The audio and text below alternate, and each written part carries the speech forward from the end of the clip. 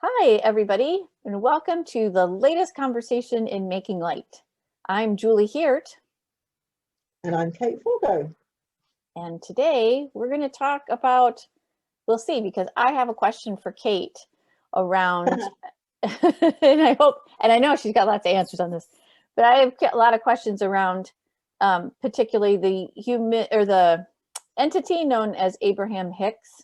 And the idea of law of attraction. And I started, just so Kate knows, so I started trying to find additional intuitive spiritual podcasts or things to lighten up, because at night I would be listening to this one particular chat show that would have a lot of politics in it, and I was not being able to sleep, and I'm like, I need to listen to something. So I was listening to a Matt Kahn several times, and that was wonderful, and I thought I need more of these. And there is now a daily Abraham Hicks, or there has been, and I just found it, a daily Abraham Hicks podcast. And she, much like the videos that many, like you and other people will share with me, they're just like 10 to 15 minute snippets of a conversation. Abraham is typically answering somebody's question from an audience, is how it feels. And she's just had a lot of different thoughts. And so, first of all, I don't quite understand who all Abraham Hicks is or what that is. So that's question one. And then just a little bit more on the idea of law of attraction, and which I can clarify when you get that far as to what in particular about it. Okay, I'll caveat this with I'm not an expert. I think I found Abraham Hicks because, like you, I was like, well, who? It's a woman, and it's a he, and it's a who, and a what.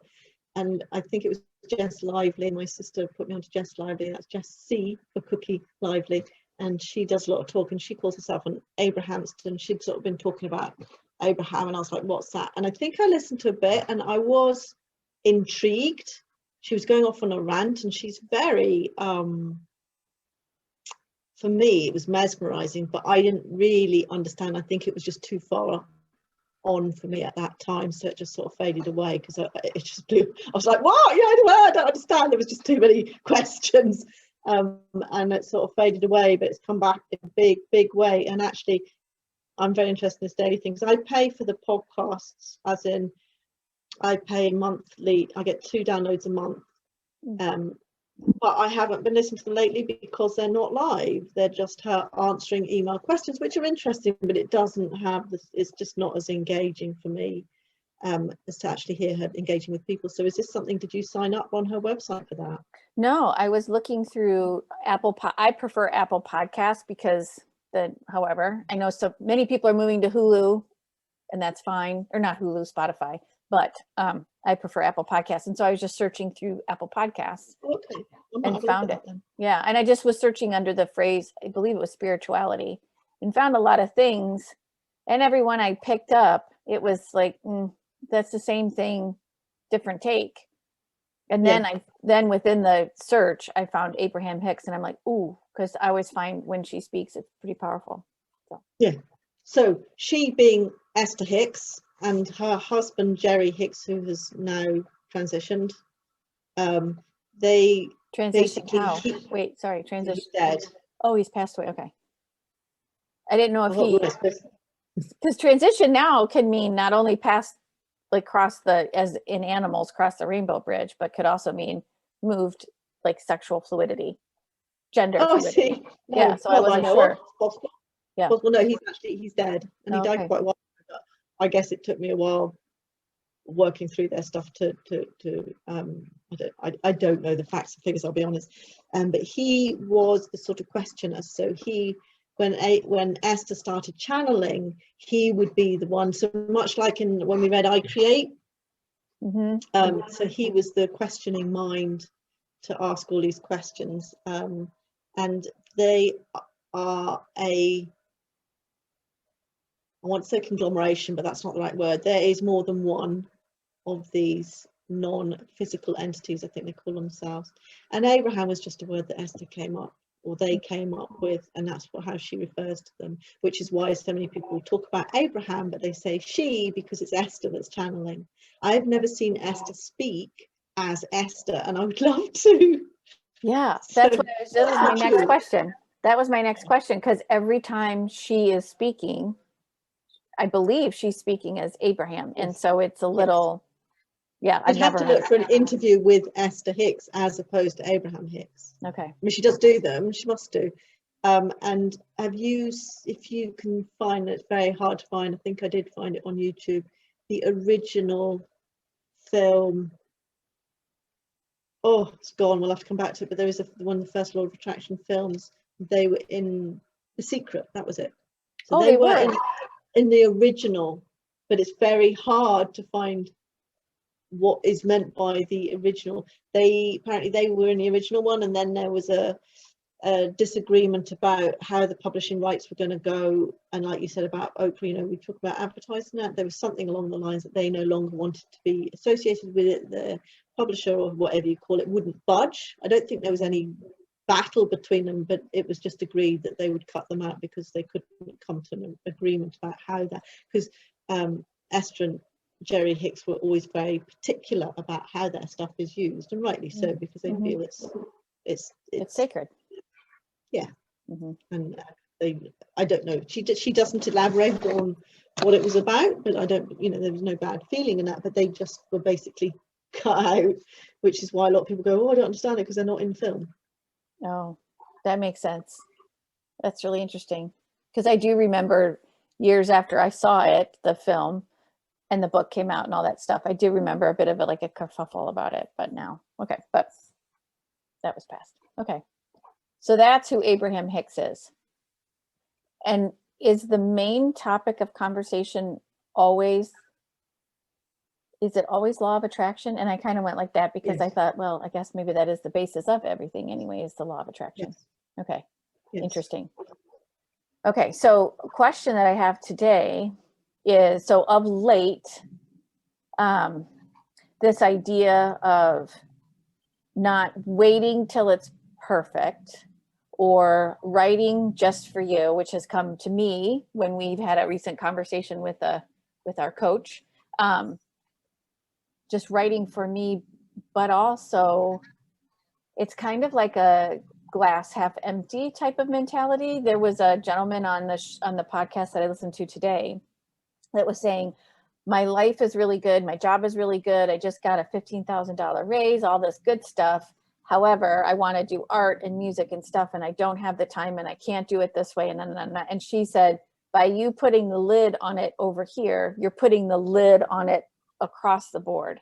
And this theme has been coming up this past week and a half, maybe 2 weeks even, about everything. There ultimately is no limit on anything any of us can do. And because we talk about, and we were just talking about before this, the divine having a human experience, we are capable of anything. But the way that we can put limits on it is just like, it seems like it's so fine. Like the moment we have a thought like, oh, well, I can't do that now because blah, blah, blah, or I don't have enough time and you won't, or I'm not good enough, but it just feels like it's such a thin line between the positive thought and the negative thought. And so you just have to be mindful of staying in the positive. Am I thinking of that? Unpack this for me. So the first thing that comes to mind when you were talking was when you said it puts a lid across everything. It's like Esther, and I'll refer as Esther, I'll say Abraham and her, whatever, that when I'm talking about this, I'm talking about Abraham, of course. Abraham says that if you think of all the different aspects in your life as different sticks, for example, you have the stick that represents your relationship with your husband, you have a stick that represents your home, you have a stick that represents the money in the bank, you have a stick that represents your garden or how you feel about that, you have a stick that represents your dog, for example. And on each end of these sticks, you have the best feeling you have about that, the wonderful side of it, but on the other side, obviously, you have the other end. So if you look in your bank account, you will either be looking at the edge of, I have so much money, I don't know what to do with it, or you're at the other end of the stick, which is, I don't have enough money. And that is all about perspective. What you actually have is irrelevant, it's how you perceive that. So you've got the two ends of the stick. Now, so what they say, when you said it seems to go across everything, is like what Abraham says is nearly all humans will focus on the shitty end of the stick. She doesn't say that, but you know what I mean. As in, you've got all these aspects of your life, but you're worried about money, you will tend, of all the sticks in your life, you go for money, which is the one thing you're having problems with, and that will color everything else. So if you pick up the right end of any stick, it's got to make all the other sticks better.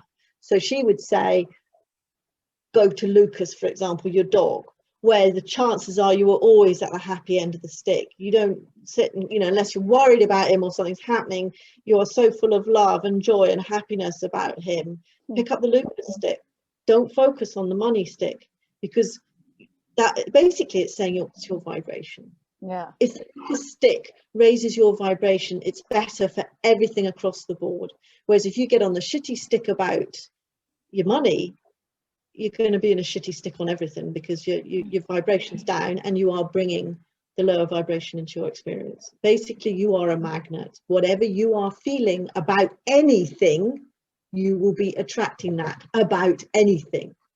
Okay. So if you're feeling shitty about money, you can start attracting shittiness about your garden, even though, you know, because I mean, it's obviously more complicated than that, but that's it in a nutshell. Does that make sense? It does make sense. It's like I'm giving you a reading. Does that make sense to you? Yes. It is kind of a reading. And I apologize to any Abraham fans if I've got that wrong. But there is no wrong, right? I mean, you, to some degree, that's how you that's interpret it. That's my understanding. Yeah. And I was asking for your help, and you shared your wisdom as you know it. So that's fine. That's all good. So what was the second part to your question? One was about the everything, and then you said, what was the other part of your question? That was, I think, I think that was it. But I wanted to say something. I have a story to tell you today. When you brought up Lucas, that reminded me, today is Wednesday here as we're talking. And Burrito day.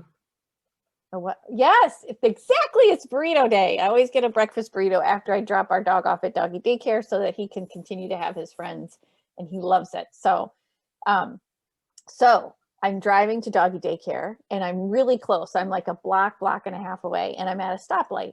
And Lucas likes to put his, because you brought up Lucas, and it reminded me of this whole thing that I wanted to tell you too, because I felt like this was part of the Abraham Hicks stuff, and like a manifestation of it, if you will, like so that I could absorb it more. So I'm sitting at the light, and Lucas likes to put his head out the window, even though it's, you know, 0 degrees here in Anchorage, Alaska, and that's fine. He gets whatever he needs. So I let him put his head out the window, and I noticed that there's a pickup truck next to me, and there's a young man, and he looks at Lucas and he smiles, this big smile, and I'm like, oh, look, my dog made him happy. That makes me happy. And so I smiled at the guy. He smiled at me. We're all smiling. Everybody's smiling. So we go back. We go through the intersection, and it's like a 30-mile-an-hour zone. So US, it's slowish, which is fine. And I drive slow anyway, just because I get lost in my thoughts. But as I come up to the intersection, I realize that I'm slowing, and I realize too, oh, I forgot to put my turn signal on moments before I turn, but that's okay. I'm not going fast, so I don't slam on my brakes, but I just flow and put the turn signal on. And I had this feeling someone behind me is going to get angry. And so I look, and sure enough, there's somebody right up on my bumper, which in this situation shouldn't have been, because I'm in the middle of a downtown area, you know, whatever, but it is what it is.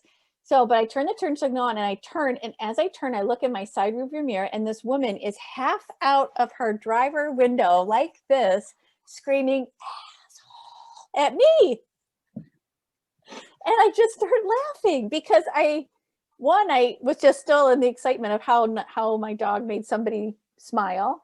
And I just felt all high vibrational, if you will. And then I just knew that this was going to happen. I just knew it, and it did. And I just started laughing, and I just thought, oh, I hope she has a really better day than she's having right now. And I just sent her and just kind of grounded that. And I was like, oh, look, I'm not super ticked. I don't feel really bad. Like, I was just kind of reveling in all that. And I get up to the front of the doggy daycare place. Lucas is going nuts, because he's like, oh my God, my friends. We get out and tell the gentleman that owns the place. And he's like, well, I hope she gets to her destination safely. And I said, so do I. And we just had this little moment, you know, and I'm like, okay. So off I went onto the breakfast burrito place. So I drive to the breakfast burrito place. I pull up, I order my breakfast burritos. They know who I am. They know my order. And anyway, and so she's like, and by the way, there is a pay it for you forward still available. So your burritos aren't going to cost $15. They're going to only cost 10. I'm like, wow, that's amazing. That's my story. Just because I was just like, look, I just feel like I stayed high vibrational. I wish the woman all the peace in the world. And I got a half price or a discount on my breakfast burrito. And that's just it. I mean, it's just amazing, isn't it? Because you think how that could have really fucking spoiled your day. Like if you'd reacted in earlier times. When you're in that place, you know, I think that's only ever happened to me once on a car, because it does come up. It says some lady was reversing towards me and she obviously hadn't seen me, and I was like, you know, but I wasn't angry. I mean, I got a bit of a fright, but I wasn't angry. And I thought, my God, it was a big aha moment for me about, because in the past I'd have been like, you fucking idiot, you know, because I would have gone straight from fear to anger to rage to who is this idiot? And, you know, although I was shaking, because, you know, I mean, it's stupid, she wouldn't have killed me or anything like that, but you know how you just go, oh! But when you're in that right space, you whatever. Right. Isn't it wonderful? And then you know, and you can revel in it. And that's what they say, if you get on that high flying disc, they call it, you just bounce through life. Perfect. Mm-hmm. Yeah. And I just got this little ping. I feel like my guide just pinged me, because what we were talking about with our coach was me getting smaller. Like when I get in a situation where I am not comfortable, or I feel like I have to appease somebody to make it better so that then I can do what I want to do, I get smaller. And I just got this little remembrance from my guides that would have been a making small moment, because I would have gone, oh my God, I can't believe I did that to her. Oh, I didn't mean to. Oh, I'm so sorry. And I would want to find her. I'm so sorry. And oh, I'm so, you know, that. And this time I was like, haha, look at you. I really hope you have a good day. Yeah, no, that's brilliant. And when I first started with Abraham Hicks, I had a few days like that. Obviously not that much going on. Is he there? Mm-hmm. My clock's a bit late, isn't it? No, he's always right on time, Aaron. He does what he needs to do. Oh, and by the way, I can hear more of what he does, because when you and I talk on Zoom, by the way, and your clock chimes, I only hear the ding ding. But the other day I was watching one of our episodes and I could hear the intricate, beautiful noise that he makes as well, which I can't hear. Doesn't it chime and it does a little song or something? Oh, maybe it was your washing machine. I don't know. It just chimes. Okay. I heard something more the other day. So we should explain to people that yes. We'll do a session on guides at some point, but Julie's a lot closer to my guides than I am. So one of the things we discussed is whenever the clock chimed, I would stop and try and connect to my guide. So whenever the clock chimes, Julie says, "What was this, Aaron?" I need to wind my clock up, because that's actually 30 minutes late. Oh, there's a something in there. You got to wind yourself up. So, Mrs., you have to go. I have a very quick law of attraction story, but okay. Oh, you got time. We got 10 minutes. Okay. So talking about when I first started doing it, and I think it was partly because I wasn't doing stuff. It's easier to stay in a high vibration when you're not mixing with people, frankly, and not having to deal with stuff. But I was getting in. So here's an example that Abraham will say, and this is the talk I want to have with you about, because people love law of attraction until it gets to the bit of, yeah, but you're attracting everything, and that means if you have a car accident, beaten up, or something horrible happens, everyone gets very defensive then about, well, what do you mean I created that? And that's the real sticking point for the law of attraction.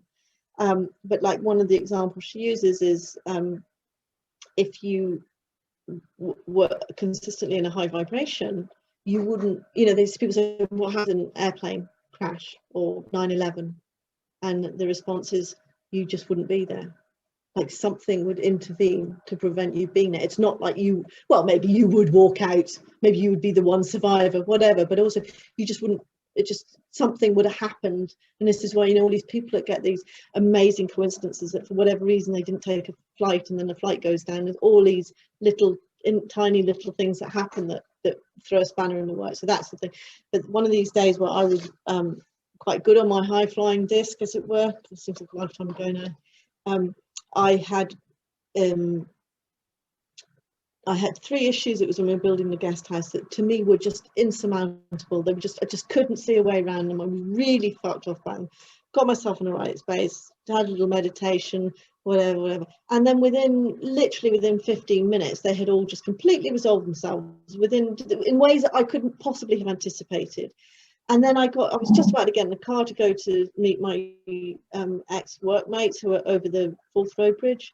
And I get a call from another ex-workmate who lives in between me and the bridge. And he went, Kate, I don't know if you're planning to go on a Forth Road Bridge today, but just don't. He says, I'm stuck using what he calls the arse end of Fife, which is like in the real back roads. But because when something happens on the bridge, it gets gridlocked, even right out in the country, because there's only so many roads going to it. So when something happens, it was just gridlocked. And he's stuck literally like 15 minutes from his house, but had been there 2 hours because something had happened on the bridge. I was just literally about to get in the car and go. And he phoned me, apropos of nothing, to moan about the fact that there was traffic. And that's the sort of thing that happens. Mm-hmm. Yeah. So you wouldn't be in the vicinity, is what Abraham would say. Yeah, no, I believe it. I mean, I think about the times where I will hear after I've been somewhere that there was a major car accident, and I either made it through, or that day I went a completely different route, and I couldn't tell you why I did, but I just felt like, oh, today I'm going to take Spenard instead of Minnesota. And I completely avoid something. Actually, do I even think about that on the earthquake day? Yeah, on the we had a big earthquake 2 years ago, almost 3, 7 point something, 7.2, 7.3. It's a pretty big one. And it took out on and off ramps. There's a major road near me, but the on and off ramps, it took them out, they flattened. And I could have been on them, but I ended up I had just gotten to work. It just sat down at my desk and everything started shaking. And I stood in the doorway, and then people afterwards were saying, oh, we should just leave, which I'm like, anytime I had an opportunity to leave work, I'm like, cool. And I left, but I remember driving and just seeing all the destruction. I'm like, wow, interesting that I was where I was that day and not somewhere else. And not that, yeah. So crazy. Yeah. All good. But we do need an in-depth thing on law of attraction, because the way Abraham teaches is there's no digging around for resolving your emotions. You just don't aggravate them and get over them. And this is the other sort of tussle people have with, and that's not purely law of attraction. I mean, law of attraction is not just Abraham Hicks. Abraham Hicks is a law of attraction, I don't know what you call them, teacher. But it's not their rules. They are just the rules. They are just rules of the universe. Yeah. But Abraham Hicks's approach is to focus on the positive, focus on what you can do, ignore what you can't. But there are other spiritual teachers like Nick Bro, who's the other one who's very big, but he's a very big law of attraction, and particularly Abraham Hicks teacher. But he acknowledges that sometimes you can't get past it. It's all very well saying don't look at that, but for a lot of us, there are particular things that will keep coming up, and we can't ignore them. And that's so there's always this balance between, do you ignore your pain in the past, not ignore it, but do you go looking for it and try and solve it, or do you try and move past it? And that to me is the balance that I always struggle with, is how much digging do you do to fix things? And I guess the answer is, if you can get past them without digging them up, you don't need to dig them up, but a lot of us can't. Yes, and that's where we've been working with our coach, and then part of the book club we're in with Matt Kahn. Yes. The respect, acknowledge, and welcome. Yes. That. But for a lot of smaller things in your life, just, this is why we talk about the politics. Just don't look at it. Don't look at it.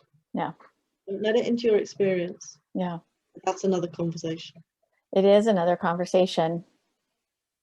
And that's another one that people take exception to. They do. And as you know, it's interesting, and I know I have to go, but I've got a couple more minutes. I'm just going to say this part.